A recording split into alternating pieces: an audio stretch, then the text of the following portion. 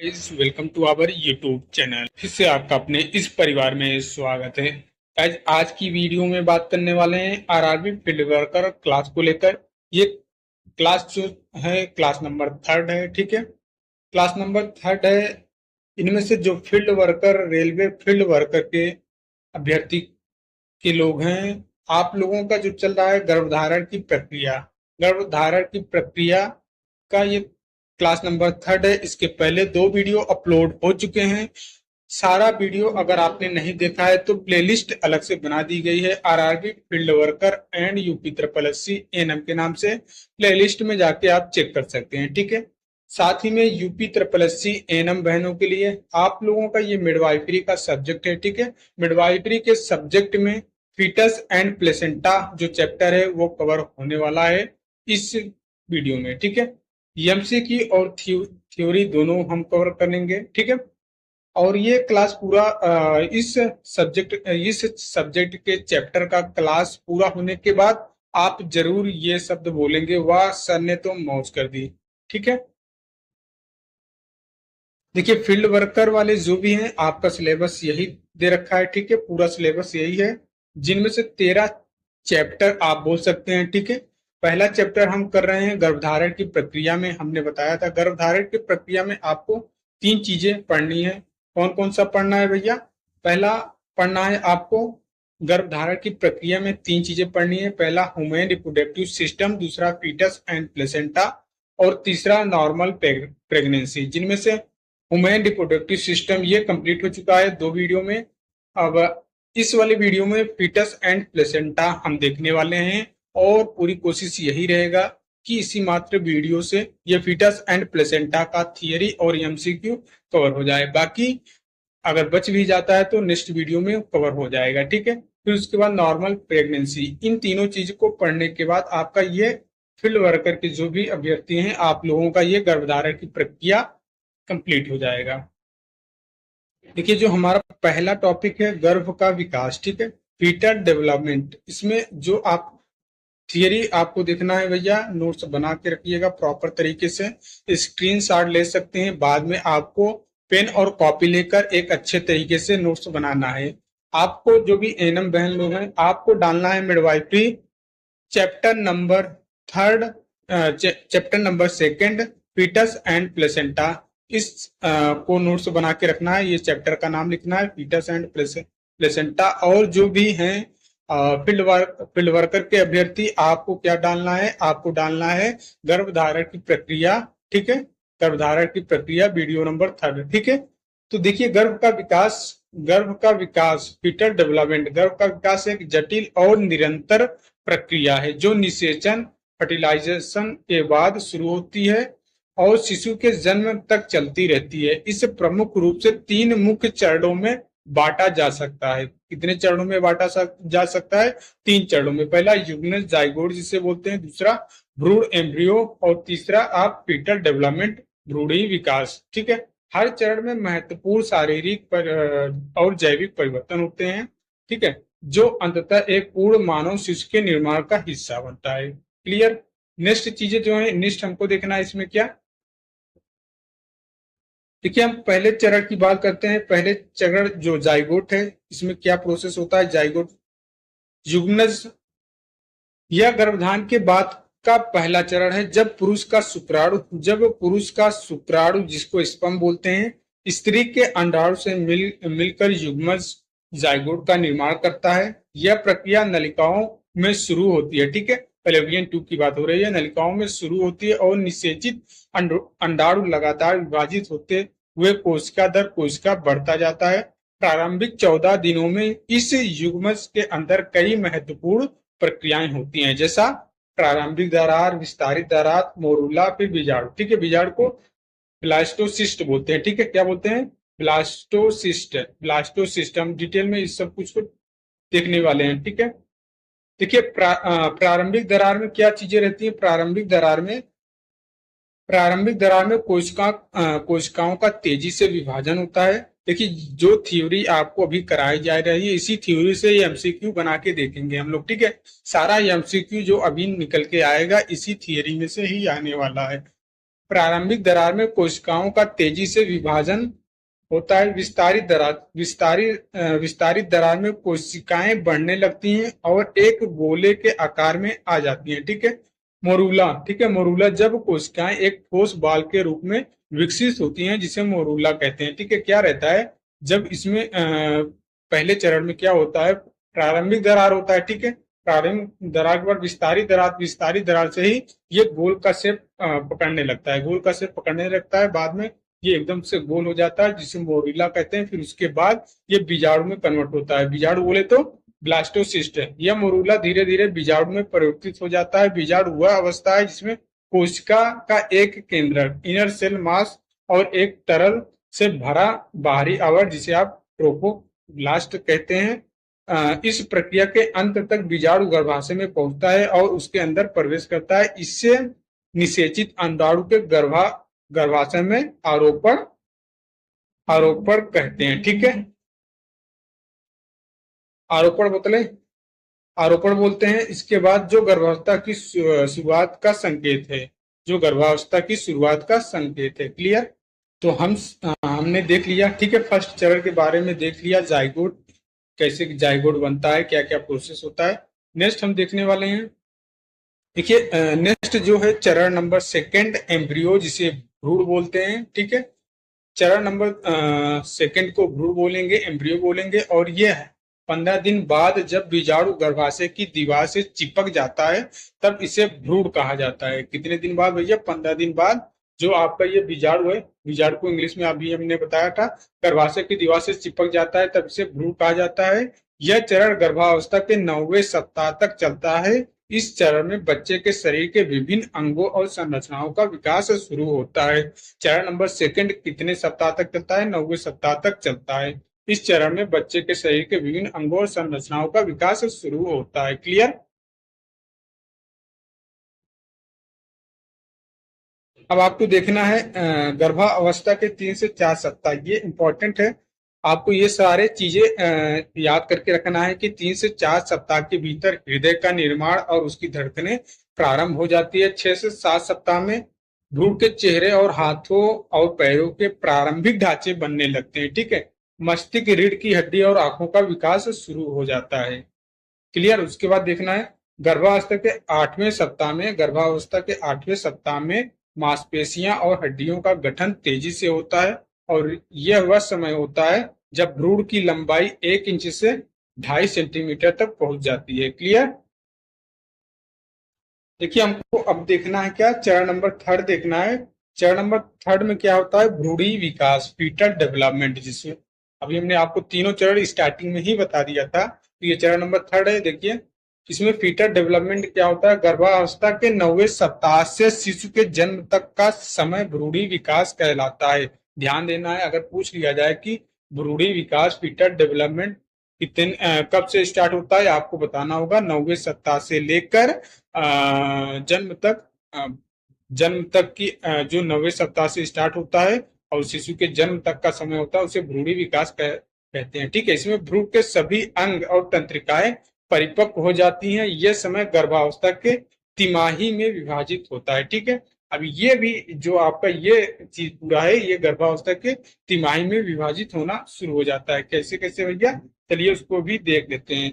प्रथम तिमाही में क्या होता है? प्रथम तिमाही में 0 से लेकर 12 सप्ताह भ्रूण के हृदय की धड़कन सुनने लायक हो जाती है। ठीक है। भ्रूण के हृदय की धड़कन सुनने लायक हो जाती है। अगर आप स्टेथोस्कोप लगाएंगे तो भी आपको समझ में आएगा कि नहीं धड़कन भ्रूण की चल रही है। ठीक है। भ्रूण की हड्डियां धीरे धीरे विकसित हो रही होती हैं। प्रथम तिमाही में भ्रूण की हड्डियां धीरे धीरे विकसित हो रही होती हैं। भ्रूण की त्वचा और नाखून भी इस समय बनने लगते हैं। ठीक है। भ्रूण की त्वचा और नाखून भी इस समय बनने लगते हैं प्रथम तिमाही 0 से 12 सप्ताह के बीच में। ठीक है। गर्भावस्था के 10वें सप्ताह के बाद भ्रूण का आकार तेजी से बढ़ता है और उसे गर्भावस्था में पोषण मिलता रहता है। ठीक है। देखिए ये जो सभी डेटा दिए हैं आपको ध्यान रखना है।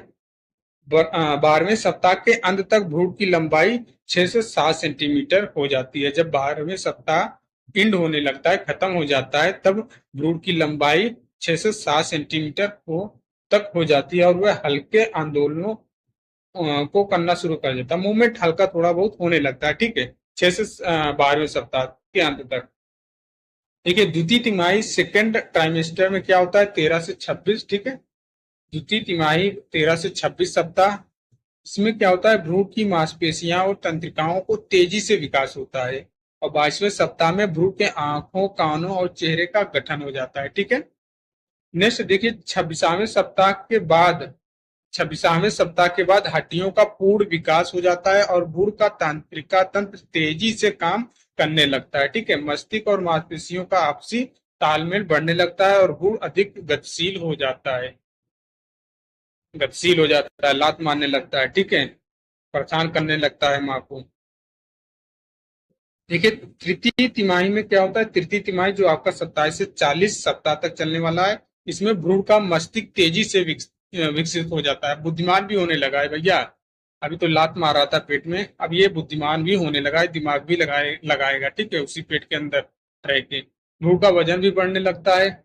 इस समय भ्रूण का शरीर पूरी तरह से तैयार होता है और उसका फेफड़ा काम करने के लिए तैयार हो जाता है, ठीक है, फेफड़ा काम करने के लिए तैयार हो जाता है। देखिए 32 से 36 सप्ताह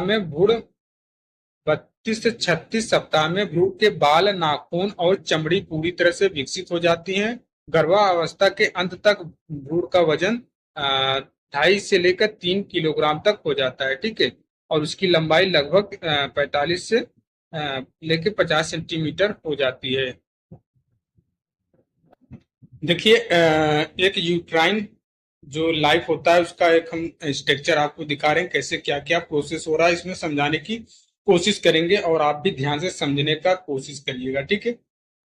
इसमें क्या होता है, देखिए यहाँ पे जो आपको दिखाई दे रहे हैं ये ग्रोविंग फॉलिकल्स हैं, ठीक है, अभी विकास कर रहे हैं फॉलिकल, ठीक है, मेच्योर नहीं हुए हैं, ये ग्रोविंग फॉलिकल्स हैं, ठीक है। उसके बाद यहाँ पे देखेंगे ये वाला चीज, ये चीज अभी मेच्योर फॉलिकल बन चुका है, ठीक है, मेच्योर बन चुका है, मेच्योर हो गया है। तो अब क्या होगा भैया, अब ओव्यूलेशन होगा, ठीक है, यहाँ पे आपको दिखाई दे रहा होगा ओव्यूलेशन हो रहा है। ओव्यूलेशन होने के बाद ये जो आपका फिम्ब्रिया रहती है, ठीक है, फिम्ब्रिया रहती है, बोलता है वो बेटा अब तुम ओव्यूलेशन हो गया ना, मेच्योर हो गया, तो ओव्यूलेशन हुआ। ओव्यूलेशन होने के बाद फिम्ब्रिया बोलता है अब ठीक है, अब तुम आ जाओ।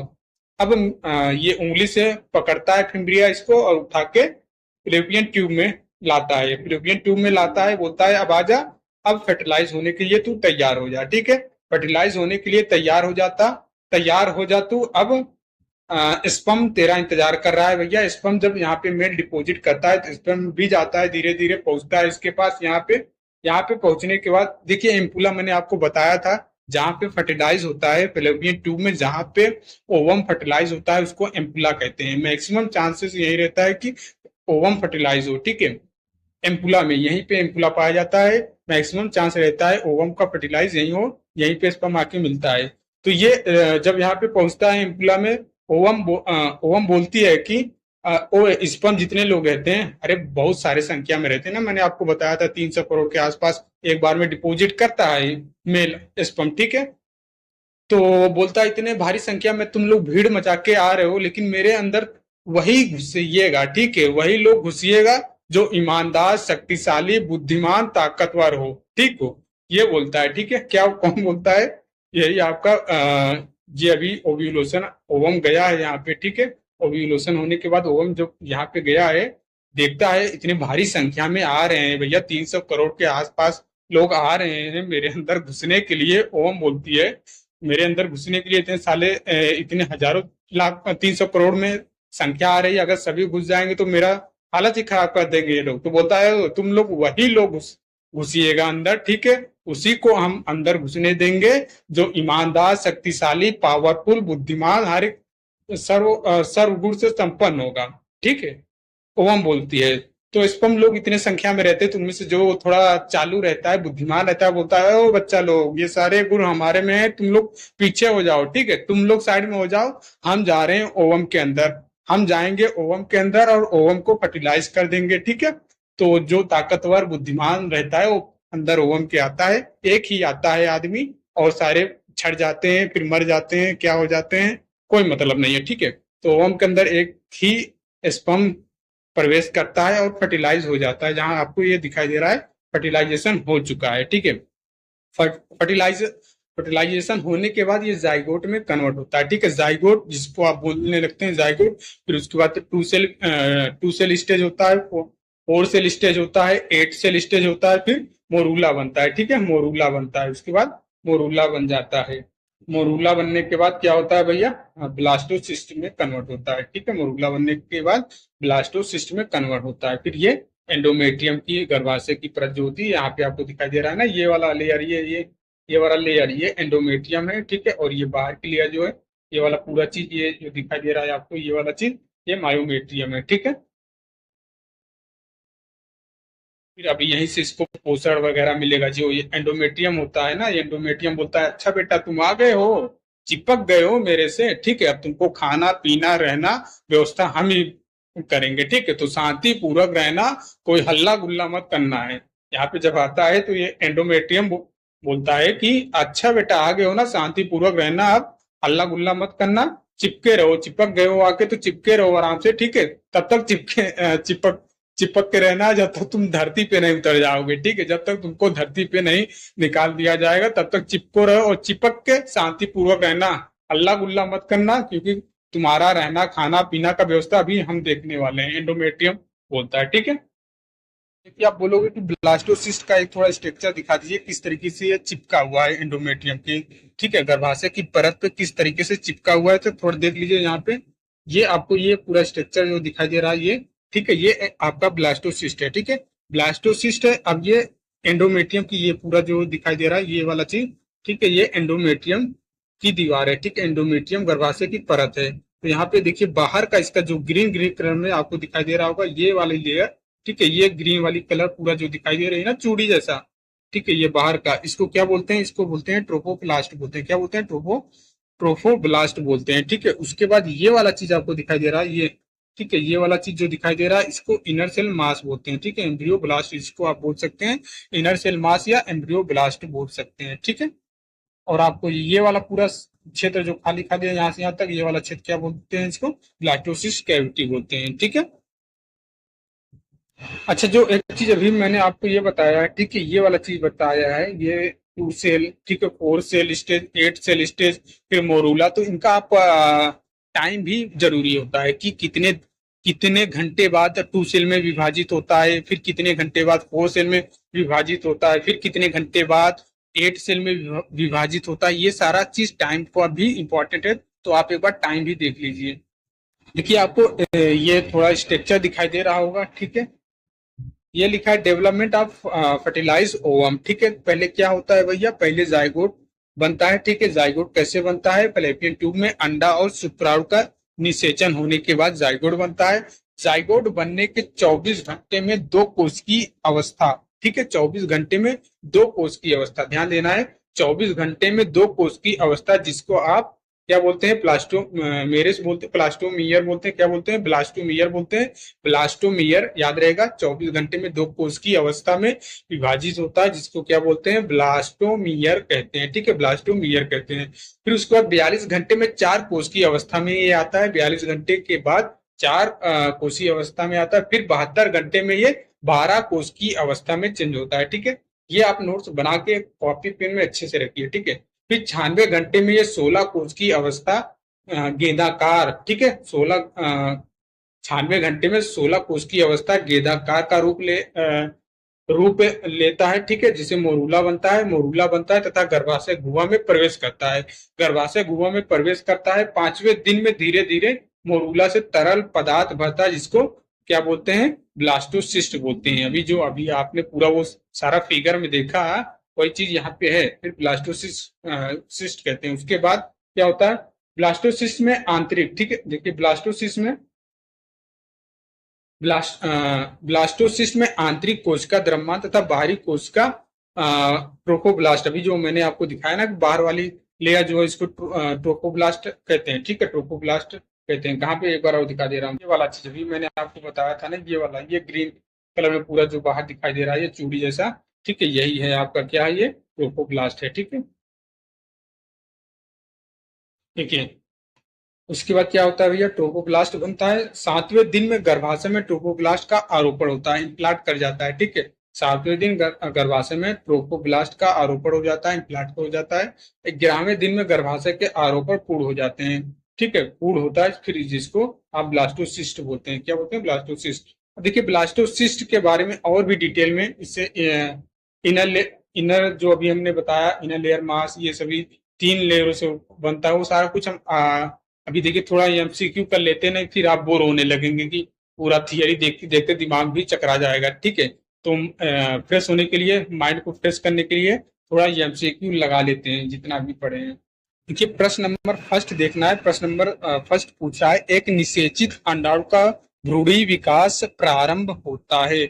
ऑप्शन दे रखा है ए, फैलोपियन ट्यूब में निषेचन के तुरंत बाद। ऑप्शन बी दे रखा है अंडाशय में ओव्यूलेशन के बाद। ऑप्शन सी दे रखा है गर्भाशय में प्रविष्टि के बाद। और ऑप्शन डी है ट्रोफोब्लास्ट बनने के बाद। तो इसका करेक्ट आंसर एक बार आप खुद हाथ से पहले प्रश्न को लिख लें कॉपी पेन में, क्योंकि इंपॉर्टेंट है भैया। ये प्रीवियस किसी ना किसी एग्जाम में बने हुए हैं, ठीक है, वहीं से प्रश्न उठाया गया है, खुद अपने हाथ से बनाया गया है कि आपके एग्जाम में कौन से प्रश्न बन सकते हैं, कौन से इंपॉर्टेंट है इस चैप्टर के, ठीक है। तो इसका करेक्ट आंसर क्या हो जाएगा? ऑप्शन नंबर 1 करेक्ट हो जाएगा। यहाँ पे भी आप देख सकते हैं, स्पष्टीकरण अच्छे से लिखते जाइए, प्रश्न को लिखिए, उत्तर लिखिए, स्पष्टीकरण लिखिए, ठीक है, स्पष्टीकरण लिखिए। निषेचन फैलोपियन ट्यूब अंडवाहिनी नलिका में होता है, जहां शुक्राणु और अंडाणु का मिलन होता है। निषेचित अंडाणु को जाइगोट कहा जाता है, ठीक है, निषेचित अंडाणु को जाइगोट कहा जाता है, और यहाँ से विभाजन करना शुरू करता है और गर्भाशय की ओर बढ़ता है, ठीक है। प्रश्न नंबर सेकंड देखने वाले हैं। प्रश्न नंबर सेकंड पूछ रहा है, निषेचित अंडाणु के 24 घंटे के भीतर कौन सा कोशिकीय विभाजन पूरा होता है?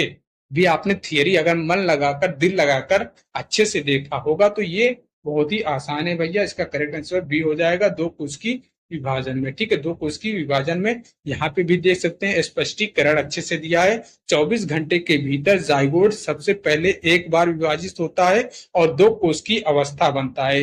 यह पहला माइटोटिक विभाजन है जो भ्रूण विकास की प्रक्रिया की शुरुआत करता है, भ्रूण विकास की प्रक्रिया को शुरुआत करता है। क्वेश्चन नंबर 3 देखिएगा, कोश की अवस्था कितने घंटों के बाद पूर्ण होता है? 4 कोश की अवस्था कितने घंटों के बाद पूर्ण होती है? अगर ध्यान से थियरी पढ़ी है तो कोई दिक्कत नहीं होगी, आराम से कर लेंगे, ठीक है, कोई दिक्कत, बिना परेशानी, बिना समस्या को आंसर कर लेंगे, ठीक है। 42 घंटे बाद होता है, ठीक है। इसका भी स्पष्टीकरण थोड़ा देख लीजिए, इसका भी स्पष्टीकरण दिया है। 42 घंटे के भीतर जाइगोट पुनः विभाजित होकर 4 कोशिकाओं में बदल जाता है। कोशिका विभाजन की यह प्रक्रिया माइटोसिस कहते हैं, ठीक है। आपसे पूछ लेगा एग्जाम में कि बताइए माइटोसिस की प्रक्रिया किस विभाजन को कहते हैं, माइटोसिस किस विभाजन की प्रक्रिया को कहते हैं, तो आपको बताना पड़ेगा भैया। 42 घंटे के भीतर जो विभाजन होता है, ठीक है, उसी को हम माइटोसिस के नाम से जानते हैं, ठीक है। प्रश्न नंबर 4 देखिएगा, 96 घंटों के बाद किस अवस्था का निर्माण होता है? 96 घंटों के बाद किस अवस्था का निर्माण होता है? ऑप्शन है मोरूला, बी ब्लास्टोसिस्ट, और सी 8 कोश की अवस्था, और डी ट्रोफोब्लास्ट। बताना क्या है? इसका करेक्ट आंसर क्या हो जाएगा? मोरूला। 96 घंटे के बाद किस अवस्था का निर्माण होता है? तो ये मोरूला का निर्माण होता है, ये ठीक है। यहाँ पे देखना आपको स्पष्टीकरण, आप थोड़ा स्क्रीन शॉट लेते जाइए या वीडियो को रोक के देख लिया करिए। 96 घंटों के बाद जाइगोट 16 कोशिका तक विभाजित होकर मोरूला बन जाता है। या ठोस कोश की समूह गर्भाशय की ओर बढ़ता है और गर्भाशय गुहा में प्रवेश करता है, ठीक है। प्रश्न नंबर 5 देखना है, ब्लास्टोसिस्ट में किस प्रकार की कोशिकाएं होती हैं जो भ्रूण का निर्माण करती हैं? ठीक है, बहुत ही आसान प्रश्न है और उत्तर भी दिखाई दे रहा है आपको। ऑप्शन नंबर सी ब्लास्टोमियर, ठीक है, जो भी हमने आपको थियरी में सारा कुछ बता रखा है भैया। एक भी अभी जो थियरी करवाई है, एक भी प्रश्न बाहर नहीं जा रहा है उससे, ठीक है। ब्लास्टोसिस्ट में किस प्रकार की कोशिकाएं होती है जो भ्रूण का निर्माण करती हैं? तो ब्लास्टोमियर। स्पष्टीकरण आप देख सकते हैं, ब्लास्टोसिस्ट के भीतर आंतरिक कोशिकाओं का समूह जिसे ब्लास्टोमियर कहा जाता है। भ्रूण का निर्माण होता है। बाहरी कोशिकाएं जिन्हें ट्रोफोब्लास्ट कहा जाता है। मैंने अच्छे से फिगर में समझा दिया था भैया ट्रोफोब्लास्ट कहाँ पे रहता है, ठीक है, जो प्लेसेंटा के निर्माण में मदद करता है, ठीक है। यही ट्रोफोब्लास्ट है जो प्लेसेंटा के निर्माण में मदद करता है। ठीक है, गर्भाशय की दीवार में किस दिन पर ट्रोफोब्लास्ट का आरोपण होता है? बहुत ही आसान प्रश्न है, करके बताइए। ठीक है, तो 7वें दिन में। ठीक है, यहाँ पे देखिए 7वें दिन में गर्भाशय की दीवार में किस दिन पर ट्रोफोब्लास्ट का आरोपण होता है? तो 7वें दिन में। स्पष्टीकरण में देख सकते हैं 7वें दिन तक ब्लास्टोसिस्ट गर्भाशय की दीवार में आरोपित हो जाता है और यह प्रक्रिया आरोपण कहलाती है। ठीक है, और ट्रोफोब्लास्ट गर्भाशय तक आंतरिक परत में गहराई में प्रवेश करता है। ठीक है, नेक्स्ट प्रश्न नंबर 7 देखना है, ब्लास्टोसिस्ट की बाहरी कोशिकाओं का समूह किससे बनता है? ब्लास्टोसिस्ट की बाहरी कोशिकाओं का समूह किसे बनाता है? ठीक है, किसे बनाता है? ऑप्शन है 4, बताइए। Trophoblast, morula, blastomere, epiblast. बताइए इसका करेक्ट आंसर क्या हो जाएगा? ट्रोफोब्लास्ट। ठीक है, ट्रोफोब्लास्ट। स्पष्टीकरण आप देख सकते हैं, ब्लास्टोसिस्ट की बाहरी कोशिकाओं का समूह ट्रोफोब्लास्ट कहलाता है, जो बाद में प्लेसेंटा का निर्माण करता है। ये कोशिकाएं पोषण और भ्रूणी समर्थन में भूमिका निभाती हैं। ठीक है, क्वेश्चन नंबर 8 देखना है, किस प्रक्रिया में भ्रूणी और बाहरी कोशिकाएं अलग अलग होती हैं और ट्रोफोब्लास्ट और आंतरिक कोशिका मंडल का निर्माण करती हैं? ऑप्शन ए निषेचन, बी आरोपण, सी कोशिका विभाजन, डी विभेदन। ठीक है, इसका करेक्ट आंसर हो जाएगा विभेदन। ऑप्शन नंबर डी करेक्ट हो जाएगा। स्पष्टीकरण आप देख सकते हैं, विभेदन विभेदन डिफ्रेंशिएशन एक प्रक्रिया है जिसमें कोशिकाएं विशिष्ट कार्यों के लिए भिन्न होती हैं। ब्लास्टोसिस्ट बनने के समय आंतरिक कोशिकाएं भ्रूण का निर्माण करती हैं और बाहरी कोशिकाएं ट्रोफोब्लास्ट बनाती हैं। ठीक है, प्रश्न नंबर 9 देखना है, ब्लास्टोसिस्ट का आंतरिक द्रव्य कौन से ऊतकों का निर्माण करता है? ऑप्शन ए दे रखा है केवल यकृत, केवल युग्मक कोशिकाएं। ऑप्शन सी दे रखा है भ्रूण और प्लेसेंटा दोनों। ठीक है, ऑप्शन नंबर डी केवल भ्रूण। तो आपको बताना है केवल भ्रूण। ठीक है, ब्लास्टोसिस्ट का आंतरिक द्रव्य कौन से ऊतकों का निर्माण करता है? तो केवल भ्रूण करता है। ठीक है, स्पष्टीकरण में आप देख सकते हैं, ब्लास्टोसिस्ट का आंतरिक कोशिका मंडल केवल भ्रूण का निर्माण करता है, जबकि बाहरी ट्रोफोब्लास्ट कोशिकाएं प्लेसेंटा का निर्माण करती हैं। यह आंतरिक समूह ब्लास्टोमियर कहलाता है। ठीक है, ब्लास्टोमियर कहलाता है। ठीक है, मोरूला से ब्लास्टोसिस्ट में परिवर्तन के दौरान कौन सी प्रक्रिया होती है? ठीक है, नेक्स्ट प्रश्न जो है मोरूला से ब्लास्टोसिस्ट में परिवर्तन के दौरान कौन सी मुख्य प्रक्रियाएं होती हैं? ऑप्शन नंबर ए आंतरिक कोशिकाएं का विभाजन, बी कोशिका भित्ति का निर्माण, सी फ्लूइड का संचय और गुहा निर्माण, डी ट्रोफोब्लास्ट का विकास। तो इसका करेक्ट आंसर क्या हो जाएगा भैया? इसका करेक्ट आंसर हो जाएगा ऑप्शन नंबर सी फ्लूइड का संचय और गुहा निर्माण। स्पष्टीकरण आप देख सकते हैं, मोरूला से ब्लास्टोसिस्ट में परिवर्तन के दौरान फ्लूइड का संचय होता है जिसे एक गुहा का निर्माण होता है। यह प्रक्रिया ब्लास्टोसिस्ट को विकसित होने में मदद करती है और इसके आंतरिक कोशिका मंडल का विभाजन करता है। क्वेश्चन नंबर 11 देखना है, गर्भावस्था के कौन से सप्ताह में भ्रूण का श्रोणी होगा? श्रेणी नहीं है। ठीक है, भ्रूण का सिर श्रोणी गर्भाशय गुहा में प्रवेश करता है। ठीक है, श्रोणी है। ठीक है, श्रोणी। ऑप्शन दे रखा है 34 सप्ताह, बी 35 सप्ताह, सी 36 सप्ताह, डी 40 सप्ताह। तो करेक्ट आंसर इसका हो जाएगा 36 सप्ताह। ठीक है, स्पष्टीकरण आप देख सकते हैं, गर्भावस्था के 36वें सप्ताह में भ्रूण का सिर गर्भाशय की गुहा में प्रवेश करता है, जो शिशु के जन्म की तैयारी का संकेत है। इसे हेड एंगेजमेंट कहते हैं। क्या बोलते हैं? हेड एंगेजमेंट कहते हैं। प्रश्न नंबर 12 आपको देखना है, मोरूला किस प्रकार के कोशिकीय विभाजन के बाद बनती है? बताइए। 16 कोशिकीय विभाजन के बाद मोरूला बनता है। कितनी बार हम आपको बताएं ये चीज। ठीक है, मोरूला किस प्रकार के कोशिकीय विभाजन के बाद बनती है? ठीक है, कोशिकीय विभाजन 16 कोशिकीय विभाजन के बाद बनती है। स्पष्टीकरण दे सकते हैं, मोरूला 16 कोशिकीय विभाजन के बाद बनती है, जिसमें जाइगोट का लगातार विभाजन होता है। यह ठोस कोश का समूह गर्भाशय की ओर बढ़ता है। क्लियर। प्रश्न नंबर 13 देखना है, ब्लास्टोसिस्ट बनने में कितना समय लगता है? ब्लास्टोसिस्ट बनने में कितना समय लगता है?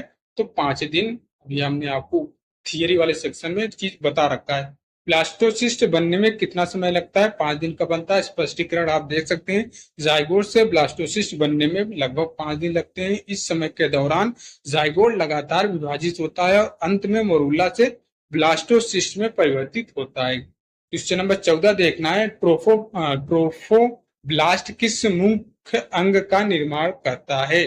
भी आपको हमने बताया था ना, ये दोबारा रिपीटेड क्वेश्चन आ गया, ये प्लेसेंटा का निर्माण करता है। ठीक है, क्वेश्चन नंबर 15 देखना है। ट्रोफोब्लास्ट किस मुख्य अंग का निर्माण करता है? प्लेसेंटा का निर्माण करता है। स्पष्टीकरण देख सकते हैं। ट्रोफोब्लास्ट भ्रूण के पोषण के लिए महत्वपूर्ण प्लेसेंटा का निर्माण करता है। यह गर्भाशय से जुड़ा होता है और भ्रूण को पोषक तत्व और ऑक्सीजन प्रदान करता है। क्लियर? प्रश्न नंबर 15 देखना है। 11वें दिन के बाद क्या महत्वपूर्ण घटना होती है? ठीक है, निषेचन, भ्रूण विभाजन, आरोपण पूर्ण होता है या फिर मोरूला का निर्माण होता है? तो आरोपण पूर्ण होता है। 11वें दिन के बाद आरोपण पूर्ण हो जाता है। स्पष्टीकरण दे सकते हैं। 11वें दिन के बाद ब्लास्टोसिस्ट का आरोपण गर्भाशय की दीवार में पूर्ण रूप से, आरोपण मतलब इम्प्लांट कर जाता है। ठीक है, ये चीज हिंदी आपको समझ में नहीं आ रहा होगा, मैंने यहाँ पे इंग्लिश लिखना चाहिए इस चीज को, ऐसे से वर्ड है जो इंग्लिश लिखना चाहिए। 11वें दिन के बाद ब्लास्टोसिस्ट का आरोपण गर्भाशय की दीवारों में पूर्ण रूप से हो जाता है। यह वह चरण है जब भ्रूण गर्भाशय में स्थिर हो जाता है और प्लेसेंटा का विकास शुरू हो जाता है। तो प्रश्न जो है आपका यहाँ पे दिखाई दे रहा होगा, तो इसका आंसर आपको भी दिखाई दे रहा होगा, सामने लिख दिए हैं। बाकी आप खुद नकल ना मारिए, पहले करिए उसके बाद आंसर। तो यहाँ पे थोड़ा टाइपिंग में दिक्कतें हो गई थी, जिसके कारण आंसर को हम अलग से नहीं सेपरेट कर पाए, यहीं पे साथ में दे दिए हैं। तो आप देखिए प्रश्न क्या है। युग्मनज युग्मनज का कोशिका विभाजन किस प्रक्रिया के द्वारा होता है? माइटोसिस। इसका करेक्ट आंसर हो जाएगा। नेक्स्ट प्रश्न आपको दिखाई दे रहा होगा, नेक्स्ट प्रश्न देख सकते हैं नीचे। इस दूसरा प्रश्न क्या है यहाँ पे? गर्भाशय का बीजाणु गर्भाशय की दीवार से चिपकने की प्रक्रिया को क्या कहते हैं? आरोपण कहते हैं, इम्प्लांट कहते हैं। ठीक है, क्वेश्चन नंबर 3 आपको दिखाई दे रहा होगा। क्वेश्चन नंबर 3 क्या है भैया? क्वेश्चन नंबर 3 है गर्भावस्था के किस सप्ताह में, गर्भावस्था के किस सप्ताह में, एक मिनट, गर्भावस्था के किस सप्ताह में भ्रूण का हृदय धड़कना प्रारंभ करता है? तो इसका करेक्ट आंसर क्या हो जाएगा? 5 सप्ताह में। ठीक है, क्वेश्चन नंबर 4 आपको नीचे दिखाई दे रहा है। गर्भावस्था के 7वें सप्ताह में भ्रूण के किस अंग का गठन होता है? बताइए। तो 7वें सप्ताह में चेहरे का गठन हो जाता है। ऑप्शन नंबर डी करेक्ट हो जाएगा। प्रश्न नंबर 5 आपको दिखाई दे रहा होगा, प्रश्न नंबर 5 दे सकते हैं। भ्रूण के अंगों का अधिकतम विकास कब होता है? भ्रूण के अंगों का अधिकतम विकास 10 सप्ताह में होता है। क्लियर? ऑप्शन नंबर सी हो जाएगा। और यहाँ पे आपको नीचे दिखाई दे रहा होगा 6 नंबर पर फिर पूछा है किस सप्ताह के बाद भ्रूण के हाथ पैर हिलने की प्रक्रिया शुरू हो जाती है? इसका करेक्ट आंसर हो जाएगा 12 सप्ताह में। क्वेश्चन नंबर 7 देखिए, क्वेश्चन नंबर 7 बोला है भ्रूण की तंत्रिका किस सप्ताह के दौरान विकसित होती है?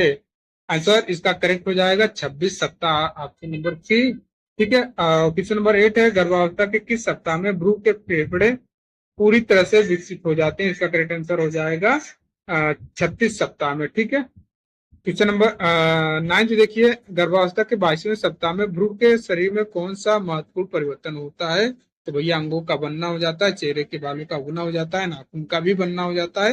इसका correct answer option number D, उपरोक्त में सभी। क्वेश्चन नंबर 9 देखिए, भ्रूण के बाल और नाखून किस तिमाही में बनते हैं? करेक्ट आंसर हो जाएगा द्वितीय तिमाही में। क्वेश्चन नंबर 11 देखना है, गर्भ के 32 से 36 सप्ताह में भ्रूण में कौन सा प्रमुख बदलाव होता है? मस्तिष्क का तेज विकास, हड्डियों की संरचना मजबूत होना, नाखून और बाल पूरी तरह से विकसित हो जाते हैं। 32 से 36 सप्ताह आ गया तो समझ लीजिए मैक्सिमम सब चीज हो ही जाता है पूरा विकसित। ठीक है, तो गाइस इस देखिए दे रहा है वीडियो के माध्यम से, विजुअल तरीके से आप देख सकते हैं किस तरीके से पूरा प्रक्रिया हो रहा है। देखिए अब यहाँ पे आपको यही पूरा दिखाई दे रहा है, फिलिपियन ट्यूब से निकल रहा है वो। ठीक है, परिपक्व होकर निकल रहा है। अब इम्ब्रिया से उंगली के सहारे से इसे खींच कर लेके जाती है एम्पुला में। अब ये जो स्पर्म आ गए सारे, देख लीजिए ये स्पर्म आ गए। अब इसमें से एक स्पर्म घुस गया है। ठीक है, अब देखिए ये जा रहा है पूरा। अब जाने के बाद 2 सेल में विभाजित हो गया है। अभी देखिए 4 सेल में विभाजित हो गया है। ठीक है, 8 सेल में विभाजित हो गया है। अब ये 16 सेल में विभाजित हो गया। ठीक है, अब देखिए यहाँ पे एंडोमेट्रियम की दीवारों से चिपक गया है। ठीक है, अब यहीं पे ग्रो होगा टिश्यू के माध्यम से, एंडोमेट्रियम से पूरा चीज इसको मिल लेगा सारा न्यूट्रिशन। अब देखिए hormone communicate that the embryo will be growing place.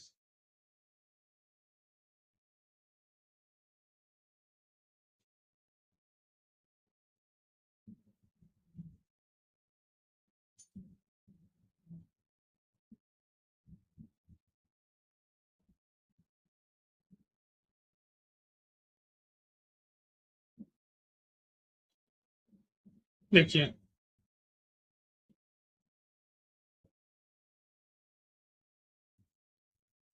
ये देखिए ये 3 वीक का है,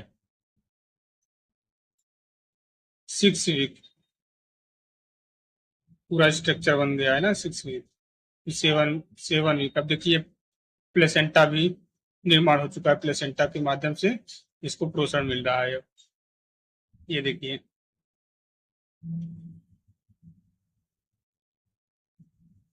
ये प्लेसेंटा का निर्माण हो चुका है इसका, ठीक है। यहाँ आपको भी दिखाई दे रहा होगा, ये प्लेसेंटा है, प्लेसेंटा के माध्यम से सारा चीज इसको मिल रहा है।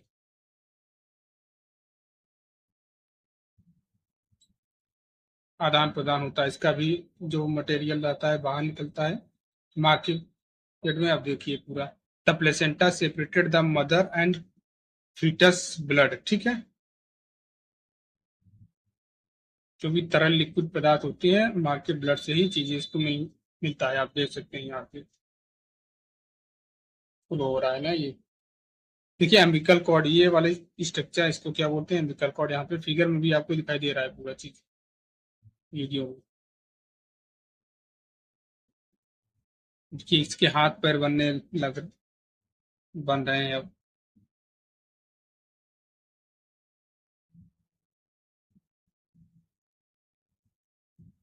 दांत भी चियारने लगा है, ये देखिए मुस्कुरा रहा है जैसे।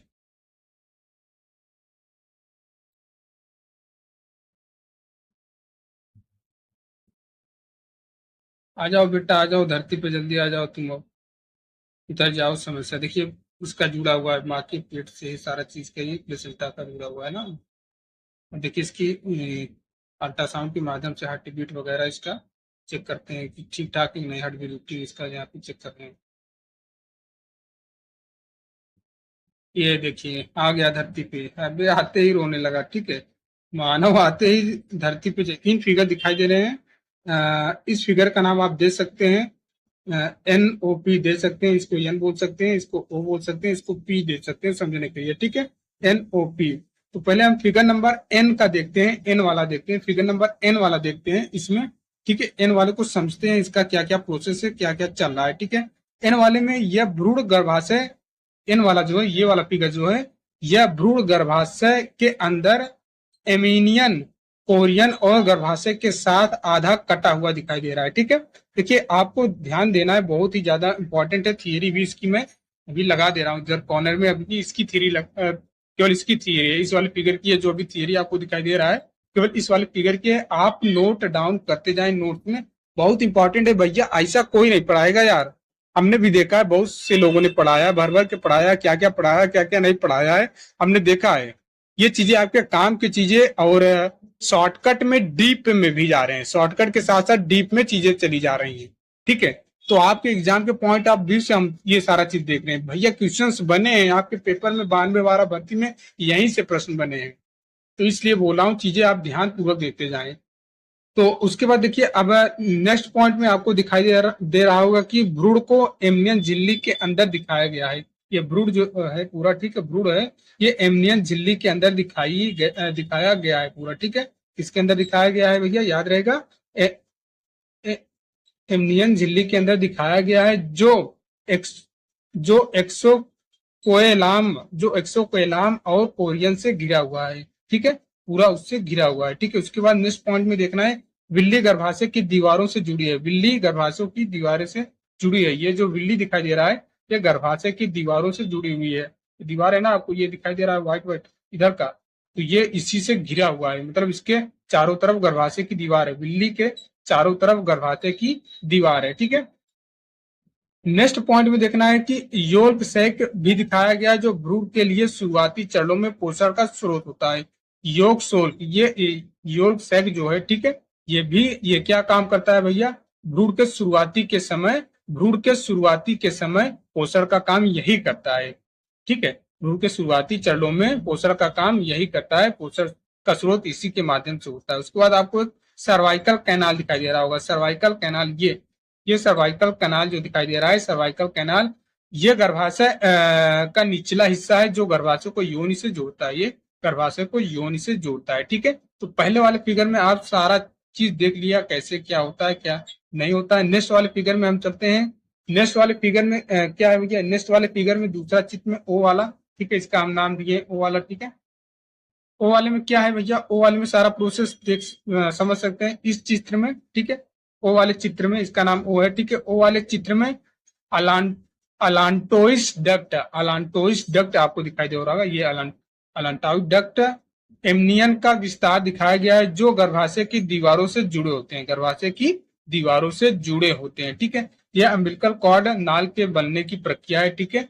यहीं से ही आपका अम्बिलिकल कार्ड का निर्माण होता है। अम्बिलिकल कार्ड या नाल आप बोल सकते हैं कि बनने की प्रक्रिया को दर्शाता है जो भ्रूण को मां से जोड़े रखता है और पोषण पहुंचाता है, ठीक है।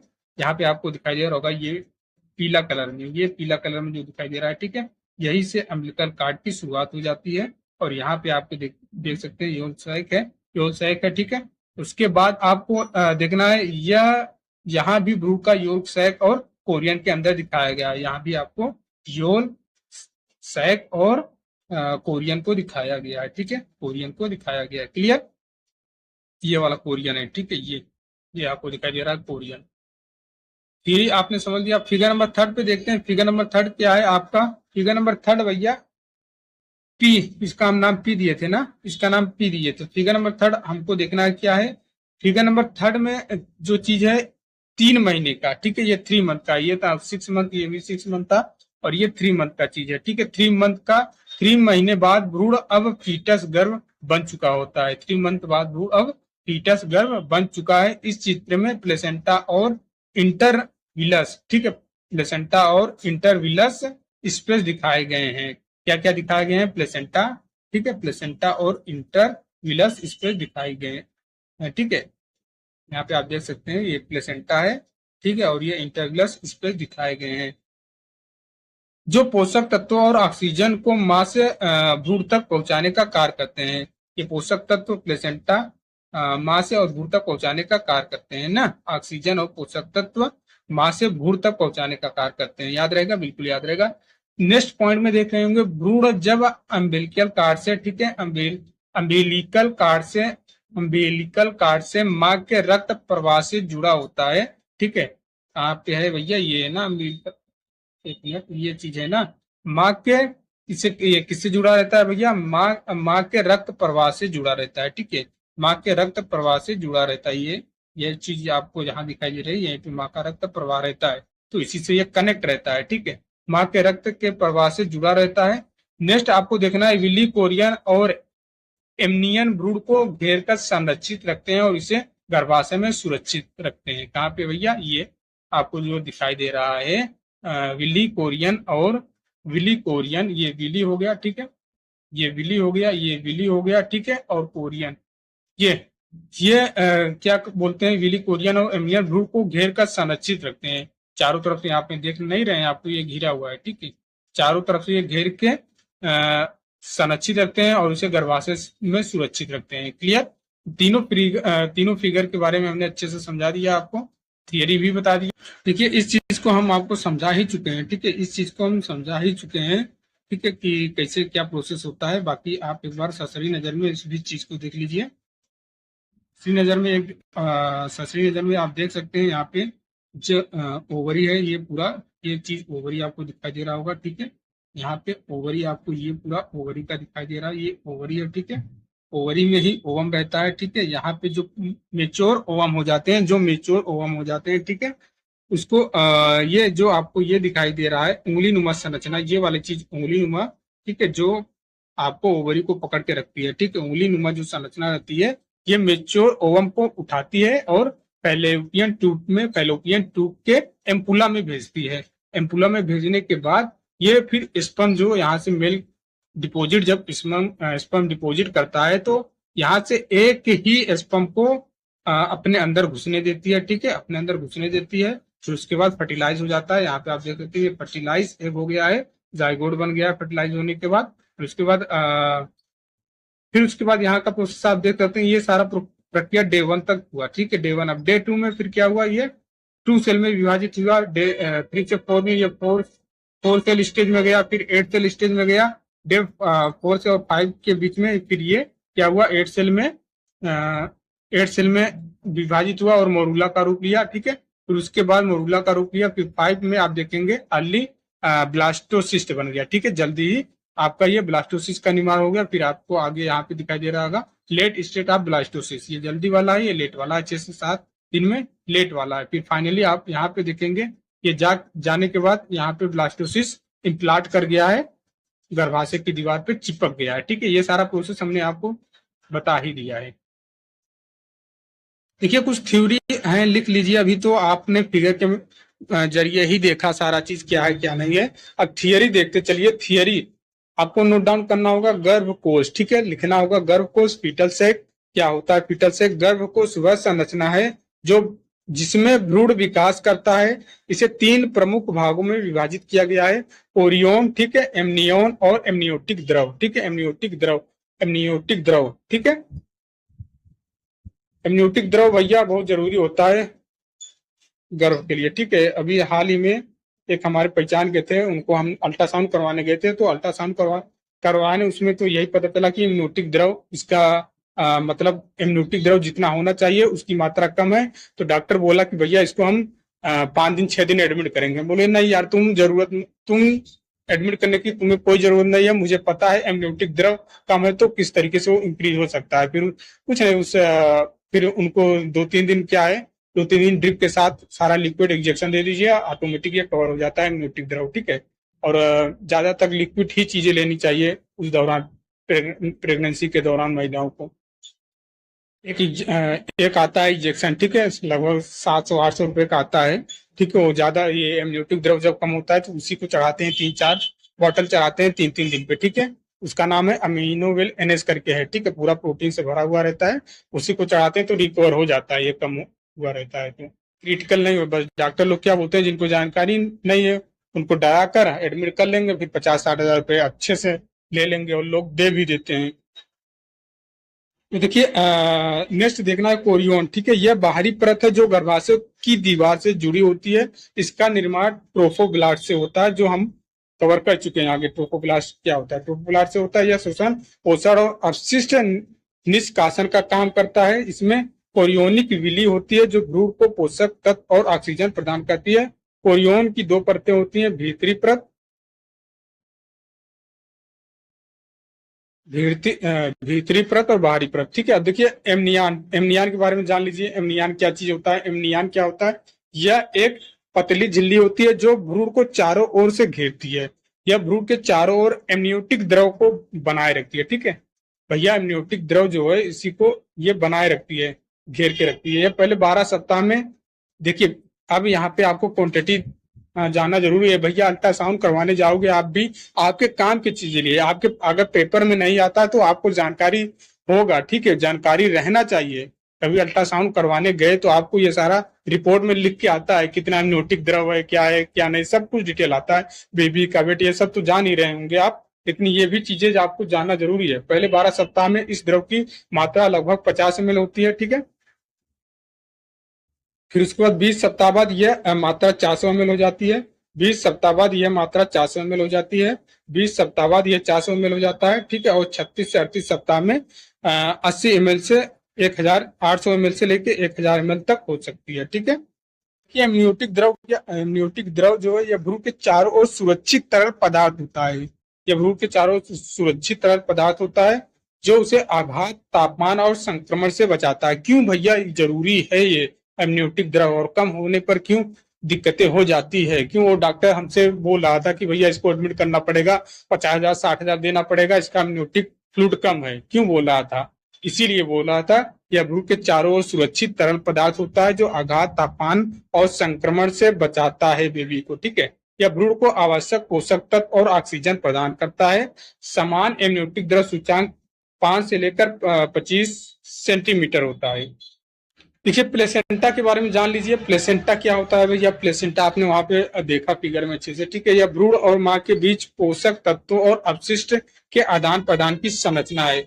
इसका निर्माण गर्भावस्था के 8 से 10 दिन बाद शुरू होता है। ध्यान देना है, इसका निर्माण, प्लेसेंटा का निर्माण गर्भावस्था के 8 से 10 दिन बाद स्टार्ट होता है, शुरू होता है, ठीक है। पूछ लिया जाए कि प्लेसेंटा का निर्माण गर्भावस्था के कितने दिनों बाद शुरू होता है, पहले दिन से ही शुरू हो जाता है, दूसरे दिन से ही शुरू हो जाता है। एक ऑप्शन आपको दिखाई देगा 8 से 10 दिनों बाद, तो 8 से 10 दिनों बाद करेक्ट हो जाएगा। ठीक है, यह भ्रूण के ऑक्सीजन और पोषक तत्व प्रदान करता है और अपशिष्ट को निष्कासित करता है। देखिए आपने थियरी पढ़ा, बोर भी हो रहेंगे। अब चलिए एमसीक्यू लगा लेते हैं। ठीक है, एमसीक्यू पहला आपके सामने दिखाई दे रहा है, गर्भावस्था के दौरान भ्रूण के चारों ओर मौजूद एमनियोटिक द्रव का प्राथमिक कार्य क्या होता है? तो ये भैया भ्रूण को तापमान और आघात से बचाता है। ठीक है, नेक्स्ट प्रश्न जो है कोरियोन। ठीक है, कोरियोन का कौन सा हिस्सा भ्रूण को पोषक तत्व प्रदान करने में प्रमुख भूमिका निभाता है? तो कोरियोनिक विली। ठीक है, इसका करेक्ट आंसर सी हो जाएगा। नेक्स्ट क्वेश्चन नंबर 3, गर्भावस्था के 20 सप्ताह के दौरान समान एमनियोटिक द्रव की मात्रा क्या होती है? मैंने बताया, अभी आपको बताया ना, 400 ml होती है। ठीक है, 400 ml होती है। यदि एमनियोटिक द्रव की मात्रा AFI 25 सेंटीमीटर से अधिक हो जाए तो इस स्थिति को क्या कहते हैं? पॉलीहाइड्राम नियोज। क्या बोलते हैं? पॉलीहाइड्राम नियोज बोलते हैं, पॉलीहाइड्राम नियोज बोलते हैं। ठीक है, भ्रूण के विकास में प्लेसेंटा का निर्माण किस समय शुरू होता है? हमने आपको बताया ना, प्रश्न बन सकता है, यहाँ पे बन भी गया है। भ्रूण के विकास में प्लेसेंटा का निर्माण किस समय शुरू होता है? गर्भधारण के तुरंत बाद, 8 से 10 दिन बाद, 12 सप्ताह के बाद। नहीं यार, 12 सप्ताह के बाद तो नहीं, तब तक ये भ्रूण क्या खाए पिएगा, किसके माध्यम से खाए पिएगा? ठीक है, 20 सप्ताह के बाद नहीं, 8 से 10 दिन बाद। ठीक है, एमनियोटिक द्रव में कमी AFI 5 सेंटीमीटर से कम की स्थिति को क्या बोलते हैं? तो इसको क्या बोलेंगे? ओलिगोहाइड्राम नियोज बोलेंगे। प्रश्न नंबर 7 क्या है? कोरियोन के किस भाग को ट्रोफोब्लास्ट के विकसित के लिए जिम्मेदार माना जाता है? तो ट्रोफोब्लास्ट के लिए। ठीक है, option number D. Question number 8 देखना है, प्लेसेंटा का निर्माण किन कोशिकाओं से होता है? कोरियोनिक विली से प्लेसेंटा का निर्माण होता है। अभी पूछ लिया जाए प्लेसेंटा का निर्माण किन कोशिकाओं से होता है, तो बहुत से लोग नहीं बता पाएंगे यार। तो ये कोरियोनिक विली से इसका निर्माण होता है। क्लियर? कौन सा द्रव भ्रूण के लिए आवश्यक पोषक तत्वों को स्रोत और भ्रूण को हानिकारक तत्वों से बचाता है? एमनियोटिक द्रव से बचाता है भैया, एमनियोटिक द्रव ही बचाता है। क्वेश्चन नंबर 10 देखना है, प्लेसेंटा किस समय पूर्ण विकसित हो जाता है? गर्भावस्था के पहले महीने में, या फिर गर्भावस्था के 3 महीनों में, या फिर 20 सप्ताह में, या जन्म से ठीक पहले? तो 3 महीने में प्लेसेंटा विकसित हो जाता है। 10 से 12 महीने में देखिए 10 से 12 दिन बाद ये स्टार्ट हो जाता है, 3 महीनों में पूरी तरीके से विकसित हो जाता है। क्लियर? थोड़ा प्लेसेंटा के कार्य देख लीजिए, प्लेसेंटा बहुत बार आ गया, फीटस और प्लेसेंटा इसका नाम ही है, तो प्लेसेंटा के बारे में पढ़ना ही पड़ेगा अच्छे से। प्लेसेंटा का कार्य, प्लेसेंटा गर्भावस्था के दौरान मां और भ्रूण के बीच पोषक तत्व, ऑक्सीजन और अपशिष्टों को आदान प्रदान का माध्यम होता है। यह भ्रूण के विकास में महत्वपूर्ण भूमिका निभाता है। इसके कार्य इस प्रकार हैं, हार्मोन का निर्माण करना। कौन से हार्मोन भैया? इंपॉर्टेंट है, HCG, जिसका फुल फॉर्म होता है ह्यूमन कोरियोनिक गैनोट्रोपिन। ठीक है, याद रहेगा, बिल्कुल याद रहेगा। प्रोजेस्टेरॉन हो गया, एस्ट्रोजन हो गया, और कई अन्य हार्मोन का उत्पादन करता है जो गर्भावस्था को बनाए रखता है। ठीक है, गर्भावस्था को बनाए रखने और भ्रूण के विकास के लिए आवश्यक होता है। दूसरा इसका कार्य क्या है? पोषण और ऑक्सीजन। प्लेसेंटा का कार्य पोषण और ऑक्सीजन की आपूर्ति करना। प्लेसेंटा मां के रक्त से, ठीक है, मां के रक्त से भ्रूण तक oxygen, glucose, amino acid, fatty acid और आवश्यक पोषक तत्व पहुंचाता है। इसका तीसरा कार्य क्या है भैया? इसका तीसरा कार्य है अपशिष्ट का निष्कासन करना। प्लेसेंटा भ्रूण से उत्पन्न अपशिष्ट पदार्थ, जो भी अपशिष्ट कचरा वगैरह हकता मुकता होगा, वो जो भी होता होगा, ये प्लेसेंटा के माध्यम से मां रक्त प्रवाह, देखिए माँ के रक्त प्रवाह में भेजता है। ठीक है, माँ के ब्लड में आ जाता है, फिर वह उसकी किडनी और अन्य अंगों द्वारा बाहर निकाल दिए जाते हैं। ठीक है, पेशाब के माध्यम से या फिर अन्य अंगों द्वारा वो चीज बाहर निकल जाता है। संरचना या भ्रूण को माँ के संक्रमण और हानिकारक तत्वों से बचाता है। ठीक है, सुरक्षा करता है भैया, माँ के संक्रमण और हानिकारक तत्वों से बचाता है। रक्त का विनियमन या भ्रूण के रक्त परिसंचरण और माँ के रक्त को आपस में मिलाने से रोकता है, जिसमें दोनों के बीच आवश्यक पोषक तत्वों का आदान प्रदान होता है। क्लियर? देखिए प्लेसेंटा में कुछ असमानताएं भी आती हैं, तो उसको भी आपको देखना पड़ेगा। प्लेसेंटा में कौन कौन सी असमानताएं आती हैं, तो पहला नंबर आपको दिखाई दे रहा होगा सक्सेस टू रिएटा। ठीक है, प्लेसेंटा सक्सेस टू रिएटा यह एक ऐसी स्थिति है जिसमें प्लेसेंटा के मुख्य भाग के साथ एक या अधिक सहायक लोब भी विकसित होते हैं। प्रसव के समय यह लोब गर्भाशय में रह सकते हैं, जिसमें संक्रमण या रक्तस्राव हो सकता है। क्लियर। दूसरा एक और है, बहुत ही ज्यादा चर्चाएं में रहता है ये प्लेसेंटा। दूसरा क्या है, placenta placenta circumvallata. Placenta circumvallata. ठीक है, ये क्या इसका क्या सीन है भैया। इस स्थिति में प्लेसेंटा की बाहरी किनारी मोटी होती है और ऊंची होती है, जो इसे सामान्य प्लेसेंटा से अलग बनाती है। यह स्थिति भ्रूण के, ठीक है, यह स्थिति भ्रूण के विकास पर प्रतिकूल प्रभाव डाल सकती है। ध्यान देना है, यह स्थिति भ्रूण के विकास पर प्रतिकूल प्रभाव डाल सकती है और गर्भपात या अन्य जटिलताओं का कारण बन सकता है। ठीक है, प्लेसेंटा से संबंधित जो प्रश्न है उस चीज को हम देख लेते हैं। प्लेसेंटा से संबंधित जो प्रश्न आपके एग्जाम में बन सकते हैं इस चैप्टर से, उसको जानना जरूरी है भैया। प्लेसेंटा किस हार्मोन का उत्पादन गर्भावस्था के शुरुआती चरण में होता है, जो गर्भावस्था को बनाए रखने में सहायता करता है, तो भैया ये HCG हार्मोन। ठीक है, नेक्स्ट प्रश्न जो है प्लेसेंटा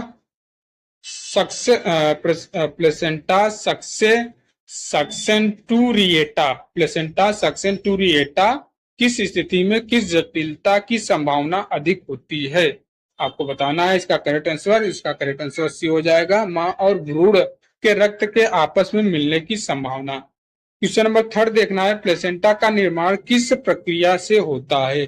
भ्रूण के फेफड़ों से होता है, नहीं, ओरियोनिक विल्ली से होता है। ऑप्शन नंबर डी इसका करेक्ट हो जाएगा। व्याख्या भी दिया है, आप पढ़ सकते हैं वीडियो को रोककर। नेक्स्ट प्रश्न हम देखते हैं,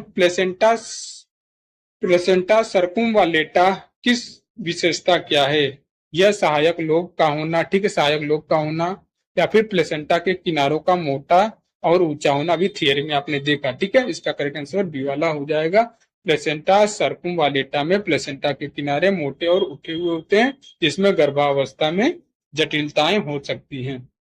क्वेश्चन नंबर 5 देखना है, प्लेसेंटा का कौन सा कार्य भ्रूण से अपशिष्ट पदार्थों का निष्कासन करना होता है। भ्रूण से अपशिष्ट पदार्थों को मां के रक्त में स्थानांतरण। ठीक है, इसका करेक्ट आंसर सी हो जाएगा। क्वेश्चन नंबर 6 देखना है, निम्नलिखित में कौन सा हार्मोन प्लेसेंटा से स्रावित होता है और गर्भाशय के संकुचन को रोकने में मदद करता है। प्रोजेस्टेरॉन। ठीक है, प्रोजेस्टेरॉन होता है। ठीक है, इसका करेक्ट आंसर बी हो जाएगा। प्रश्न नंबर 7 देखना है, प्लेसेंटा का समान आकार प्रसव के समय क्या होता है। ठीक है, साइज इंपॉर्टेंट है। प्लेसेंटा का समान आकार प्रसव के समय, ठीक है, डिलीवरी के टाइम क्या होता है। ठीक है, इसका करेक्ट आंसर 500 ग्राम से 500 ग्राम और 15 से 20 सेंटीमीटर। ठीक है, प्लेसेंटा सरकुम वालेटा की स्थिति में किन जटिलताओं का खतरा होता है, तो यह भ्रूण को धीमा विकास और गर्भपात कर सकता है भैया। तो ऑप्शन नंबर 1 करेक्ट हो जाएगा। यहाँ पे एक्सप्लेन भी किया गया है, प्लेसेंटा सरकुम वालेटा की स्थिति में भ्रूण को विकास में बाधा और गर्भपात का खतरा होता है। प्रश्न नंबर 8 देखना है, प्लेसेंटा के माध्यम से भ्रूण को कौन सी प्रमुख ऊर्जा स्रोत मिलती है, तो ग्लूकोज मिलती है। ग्लूकोज भ्रूण के लिए प्रमुख ऊर्जा स्रोत होता है, जिसे प्लेसेंटा मां के रक्त से भ्रूण तक पहुंचाता है। प्रश्न नंबर 10 देखना है, प्लेसेंटा के माध्यम से कौन सा हार्मोन गर्भधारण को बनाए रखने में सबसे अधिक सहायक होता है। प्रोजेस्टेरॉन हार्मोन होता है। आसान प्रश्न है, बना लेंगे प्रोजेस्टेरॉन हार्मोन। ठीक है, अब देखिए प्लेसेंटा कहाँ पे है, क्या चीज है। प्लेसेंटा के बारे में हमने थियरी देख लिया। यहाँ पे देखिए ये चीज यहाँ से जो दिखाई दे रहा है आपको यहाँ तक, ठीक है, ये वाली लाइन पूरा यहाँ से यहाँ तक ये दिखाई दे रहा है, ये प्लेसेंटा है। ठीक है, और और आपको ये बाहरी वाली ये देखिए एंडोमेट्रियम कहाँ पे दिखाई दे रहा है। एंडोमेट्रियम, ये एंडोमेट्रियम हो गया। ठीक है, एंडोमेट्रियम हो गया। अब यहाँ पे आपको ये जो चीज पत्ती जैसा दिखाई दे रहा है, एक चीज पत्ती जैसा दिखाई दे रहा है, इसका क्या नाम है, कोरियोनिक विल्ली है। ठीक है, ये पत्ती जैसा आप देख रहे हैं, नहीं देख रहे हैं तो दिखा रहे हैं आपको। जैसे आप पत्ती किसी पौधे की पत्ती तोड़ते हैं, ये देखिए ये ठीक है, ये कलर बदलते हैं तब आपको ज्यादा सही लगेगा। हाँ, ये देखिए ये और ये पत्ती जैसा नहीं है, पत्ती जैसा तो इसका नाम क्या है भैया? इसका नाम है कोरियोनिक विली। ठीक है, अभी अभी जो हम बोल रहे थे कोरियोनिक विली मिला होगा आगे आपको, तो यही कोरियोनिक विली है। ठीक है, और ये कोरियोन है, ये इधर बाहर का ये कोरियोन है। ठीक है, बेबी यहीं पे रहता है, ये अमनियोटिक कैविटी है, इस पूरा एरिया इसका अमनियोटिक कैविटी रहता है, बेबी इसी में पूरा रहता है। ठीक है, अब यहीं से अम्बिलिकल कॉर्ड से ये जुड़ा रहता है। कहाँ से जुड़ा रहता है? अम्बिलिकल कॉर्ड से जुड़ा रहता है। क्लियर? एक मिनट देखिए,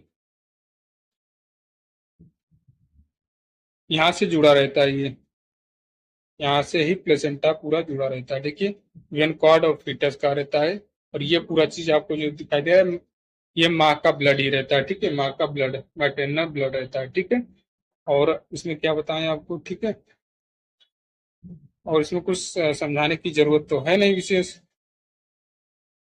और मायोमेट्रियम आपको दिखाई दे रहा होगा, मायोमेट्रियम ये वाला बीच वाला परत मायोमेट्रियम हो गया।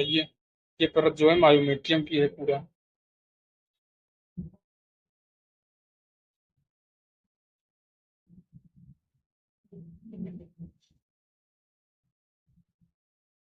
देखिए नेक्स्ट जो चीजें बचा है, लास्ट है हमारा, यही टॉपिक लास्ट है। इसके बाद 10-12 एमसीक्यू कर लेंगे, खत्म हो जाएगा ये पूरा हमारा चैप्टर ही।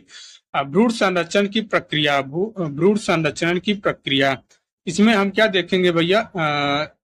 गर्भावस्था के दौरान शिशु का रक्त परिसंचरण माँ के रक्त से जुड़ा होता है, जो नाल प्लेसेंटा जिसको बोलते हैं और नाभिनाल जिसको अम्बिलिकल कॉर्ड बोलते हैं द्वारा होता है। गर्भ के शिशु फेफड़े पूरी तरह काम नहीं करते हैं, इसलिए ऑक्सीजन और पोषक तत्वों माँ के रक्त से नाल के द्वार मिलते हैं। यह ऑक्सीजन युक्त रक्त नाभि शिरा, ठीक है, अम्बिलिकल वेन से होते हुए भ्रूण के यकृत लीवर में पहुंचाता है, और फिर वहां से हृदय के दाएं अलिंद में जाता है। जो अभी हमने आपको ये फिगर में सारा कुछ दिखाया ना, ये फिगर में अभी, ये फिगर में जो अभी आपको दिखाई दिया होगा, ये वाला फिगर में वही उसी की थियरी है पूरा। ठीक है,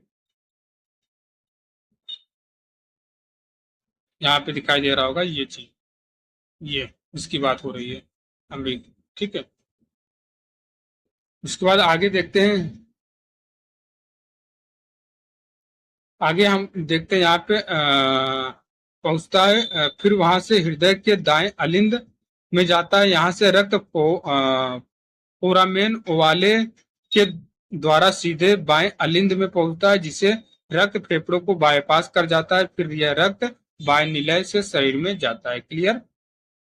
देखिए, जन्म के बाद कुछ चेंजेस होते हैं, जन्म के बाद परिवर्तन होते हैं। जैसे आपका ये फोरामेन ओवाले बंद हो जाता है जन्म के बाद, फिर फोसा ओवेलिस कहा जाता है, इसको फोसा ओवेलिस कहा जाता है। फिर इसके बाद अम्बिलिकल वेन बंद होकर लिगामेंट टेरेस का निर्माण बन जाती है, लिगामेंट टेरेस बन जाती है।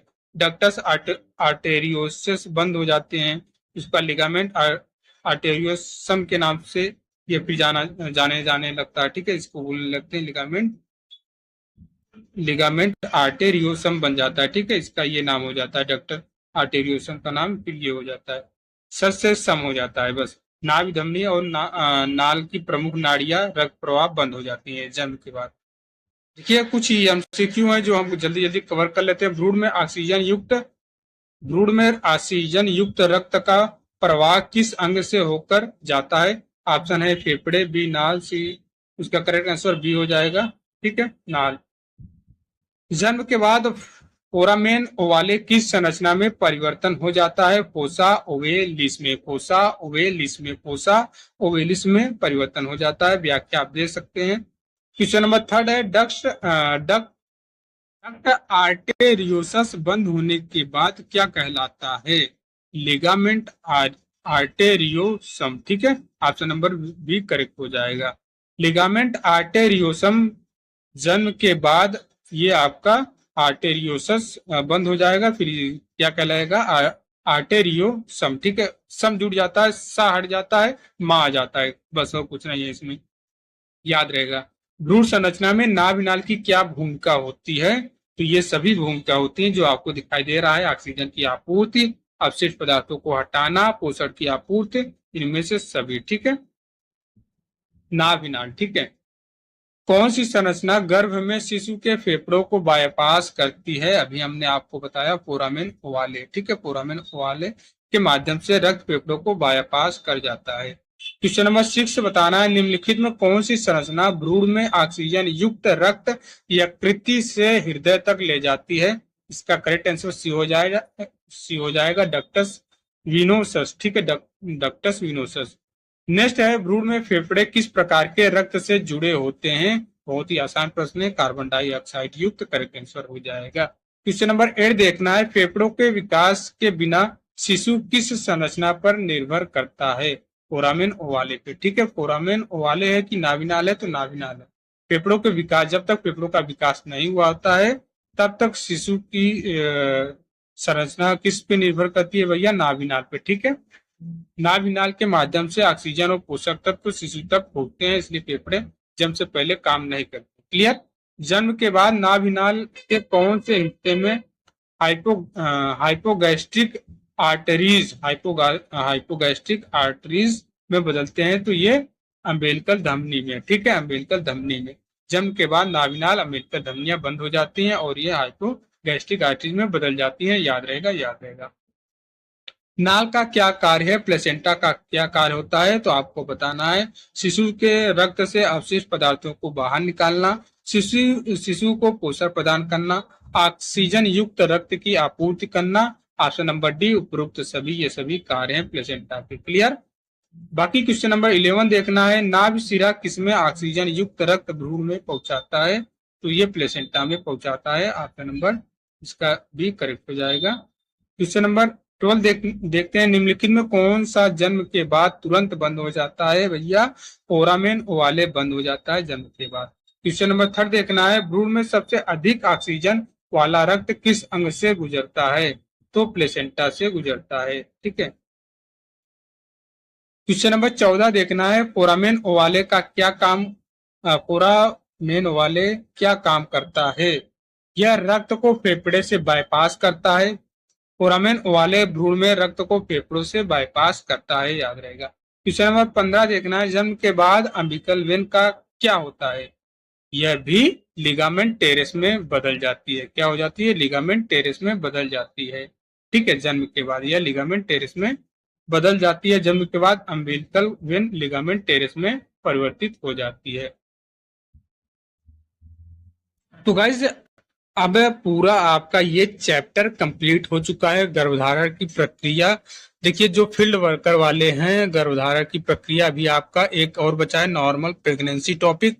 उसके खत्म होते ही ये आपकी गर्भधारण की प्रक्रिया कंप्लीट हो जाएगी। लेकिन जो भी एनएम के कैंडिडेट हैं, आपका फीटस एंड प्लेसेंटा का निचोड़ हमने पूरा निकाल लिया है। आपके प्रश्न इससे बाहर नहीं जाएंगे। किसी भी एग्जाम में आप बैठ जाओ, एम्स में बैठ जाओ, DSSB में बैठ जाओ, इससे बाहर अगर इस चैप्टर से प्रश्न आ गया तो आपके बताना, तुरंत वीडियो डिलीट कर देंगे। आप जो बोलेंगे वो करेंगे हम। ठीक है।